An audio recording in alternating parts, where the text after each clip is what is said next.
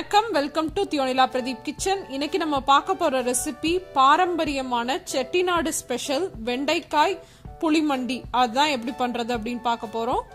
இந்த புளி மண்டியை நீங்க அப்படியே சாதத்து கூட கலந்து சர்வ் பண்ணலாம், ரொம்ப சூப்பரா இருக்கும். அப்படி இல்லைன்னா சாம்பார் சாதத்துக்கும் சைட் டிஷ்ஷா வச்சிங்கன்னா ரொம்ப டேஸ்டா இருக்கும். இப்போ இது எப்படி பண்றதுன்னு பார்க்கலாம். இந்த வெண்டைக்காய் புளி மண்டி பண்ணுறதுக்கு நான் இங்கே வெண்டைக்காய் இந்த மாதிரி மீடியம் சைஸ் பீசஸாக நறுக்கி வச்சுருக்கேன். ஒரு 12லேருந்து 13 வெண்டைக்காய் இருக்கும். அடுத்து பார்த்தீங்கன்னா ஒரு 7லேருந்து 8 சின்ன வெங்காயத்தை நறுக்கி வச்சுருக்கேன்.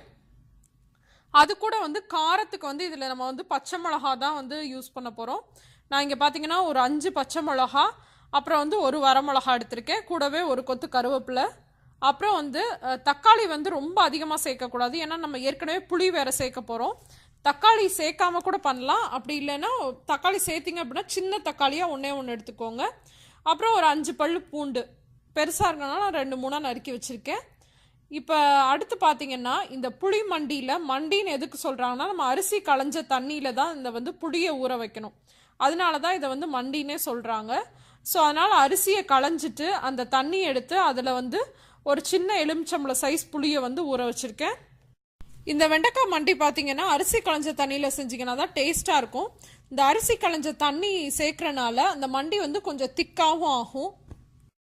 இந்த வெண்டைக்காய் மண்டி பண்ணுறதுக்கு ஃபஸ்ட்டு வெண்டைக்காயை வதக்கி எடுத்துடலாம். அப்போ தான் வெண்டைக்காய் கொல கொலன்னு ஆகாமல் இருக்கும். அதுக்கு ஒரு கடாயில் 1 டேபிள் ஸ்பூன் அளவு எண்ணெய் சேர்த்துருக்கேன். எண்ணெய் சேர்த்துட்டு அதில் நம்ம நறுக்கி வச்சுருக்கோம் இல்லையா, அந்த வெண்டைக்காவை சேர்த்துட்டு நல்லா வதக்கிக்கோங்க. இந்த மாதிரி நல்லா வதங்கினதுக்கு அப்புறமா அதை எடுத்து நம்ம தனியாக வச்சிடலாம். இப்போ அதே கடாயில் கொஞ்சமாக நல்லெண்ணெய் சேர்த்துக்கோங்க. இதில் எண்ணெய் அதிகமாக தான் சேர்ப்பாங்க, ஆனால் நான் கொஞ்சம் கம்மியாக தான் சேர்த்துருக்கேன். சேர்த்துட்டு அதில் கடுகு, கடலைப்பருப்பு, உளுத்தம்பருப்பு இது 3 போட்டு தாளிச்சுக்கலாம். பருப்பை நல்லா செவக்க வறுத்துக்கோங்க. பருப்பு வறுபட்டதுக்கு அப்புறமா நம்ம எடுத்து வச்சிருக்க 5 பச்சை மிளகா, 1 வரமிளகா, 1 கொத்து கருவேப்பிலை இதையும் சேர்த்துட்டு அதை ஒரு நிமிஷத்துக்கு வதக்கிக்கோங்க. வதங்கினதுக்கு அப்புறமா அதில் நம்ம பூண்டு சேர்த்து பூண்டையும் வதக்கிக்கலாம்.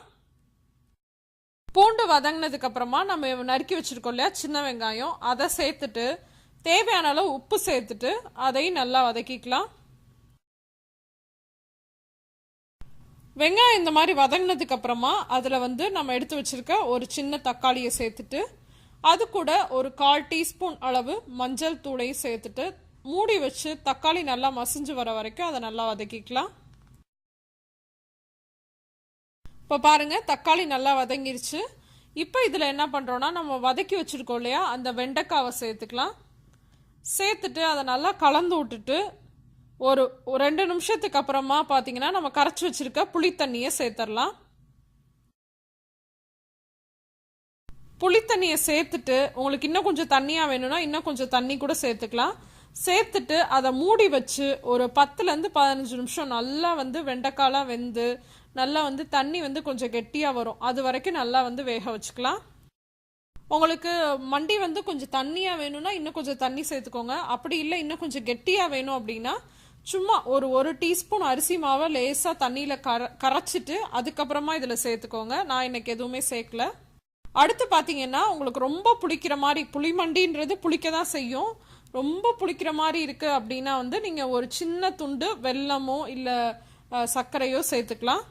பாருங்கள், நல்லா வெண்டைக்காயெல்லாம் வெந்து வந்துருச்சு. இப்போ இதை நம்ம சர்வ் பண்ணிடலாம். பார்த்தீங்களா, பார்க்குறதுக்கே சாப்பிடணும் போல் இருக்கு இல்லையா, அவ்வளோ சூப்பராக இருக்குங்க.